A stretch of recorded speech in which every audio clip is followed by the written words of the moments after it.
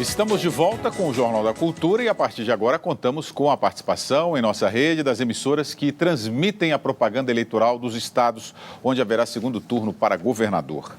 4 torcedores palmeirenses foram transferidos hoje para o Centro de Detenção Provisória em São Bernardo do Campo, no ABC Paulista. Eles participaram ontem da emboscada aos torcedores do Santos na Via Anchieta. Um torcedor do Santos atropelou e matou um rival do Palmeiras. O motorista fugiu, mas já foi identificado e está sendo procurado. Os ônibus saíram da Baixada Santista em direção à capital. Palmeirenses tentaram fechar o trânsito e, como não conseguiram, começaram a apedrejar os ônibus. Um carro com santistas atropelou 3 torcedores do Palmeiras.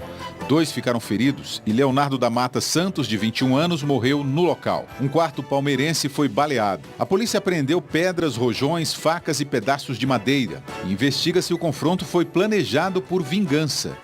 3 meses atrás, santistas apedrejaram um ônibus com palmeirenses.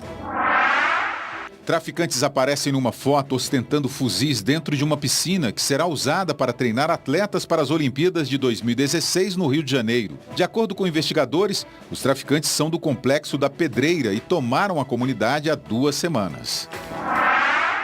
Um incêndio destruiu um armazém no Porto de Santos, litoral de São Paulo, durante a madrugada e queimou 50 toneladas de açúcar. Os bombeiros controlaram as chamas depois de quase 4 horas. Ninguém ficou ferido. A área de desmatamento na Amazônia cresceu 290% em setembro em relação ao mesmo mês do ano passado. É o que aponta o monitoramento feito pelo IMAZON, Instituto do Homem e Meio Ambiente da Amazônia. 59% do desmatamento estão em áreas privadas. Rondônia foi o estado mais afetado pelo desmatamento, 33%, seguido do Pará, 23%, e Mato Grosso, 18%. Vila, você ficou meio indignado com o início dessa reportagem das agressões sofridas pelos torcedores. Veja, William, essas notícias é o Brasil real, não é o Brasil que aparece na propaganda eleitoral, né? Essa tragédia que nós vimos aí, que foi apresentada a Rio, Amazônia, São Paulo, né? Agora, o que aconteceu em relação às torcidas organizadas é inacreditável. Nós temos que, no mínimo, desde o início dos anos 90, dos episódios da Copa São Paulo, né? A morte do menino no Pacaembu, nunca a gente consegue dar um passo adiante. Os processos não são realizados, as pessoas não são condenadas, no caso de ter culpa formada, evidentemente. Aquilo não vira um exemplo. Os organizadores dos espetáculos, as federações ou a Confederação Brasileira de Futebol não resolvem a questão. O que os outros países já fizeram, o caso da Inglaterra é clássico, e resolveu o problema. O Brasil não consegue. Nós estamos há 2 décadas assistindo a cada final de semana uma tragédia, e nós não conseguimos resolver o problema. Porque tem políticos envolvidos, tem interesses econômicos envolvidos, né? Então a pergunta é até quando você não vai poder simplesmente assistir um espetáculo de futebol como espetáculo de futebol. O que teve foi uma tocaia. Isso precisa acabar, né? Olha aqui, no WhatsApp, nova modalidade de esporte olímpico, assalto ornamental.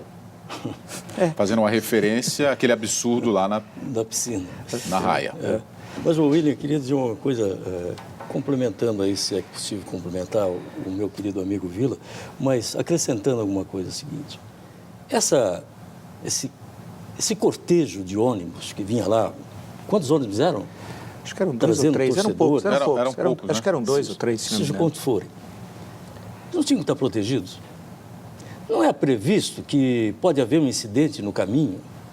Não tinha que ter, não podia ter, se faz até comboio por causa do mau tempo, não podia fazer ali, botar uma viatura da Polícia Rodoviária na frente ou atrás, que desestimularia a ação de qualquer tipo de, como diz o Vila aqui, qualquer tocaia que pudesse ser montada, não é verdade? Será que esses ônibus também não tinham que ser revistados antes de saírem, para saber se lá dentro não tinha pau, pedra, instrumentos cortantes, coisas do gênero? Né? Já não pegaram em várias torcidas organizadas aí, armazenados lá, instrumentos de guerra? Então já se sabe que entre essas torcidas pode acontecer violência. E por que não há um mecanismo preventivo? Cadê a segurança pública e o serviço de inteligência? Por que não funciona? Será que não dá para saber que entre palmeirenses corintianos, palmeirenses santistas, são paulinos, pode haver incidentes? Será que não existe estudo que vejam onde estão se mobilizando esses? Principalmente aqueles que todo mundo sabe quais são, os que conduzem as torcidas organizadas. Será que não dá para saber? Não dá para saber onde eles se reúnem? O que eles tramam? Para que serve a polícia? A polícia serve para quê? Para pegar o cara que está fumando maconha na esquina e deixar de prender o traficante? Não é? Isso que eu não consigo entender. Se isso acontecesse, se um mero carro na frente, um mero carro atrás estivesse acompanhando essa delegação de santistas que veio a São Paulo para torcer, né? Não teria acontecido nada disso.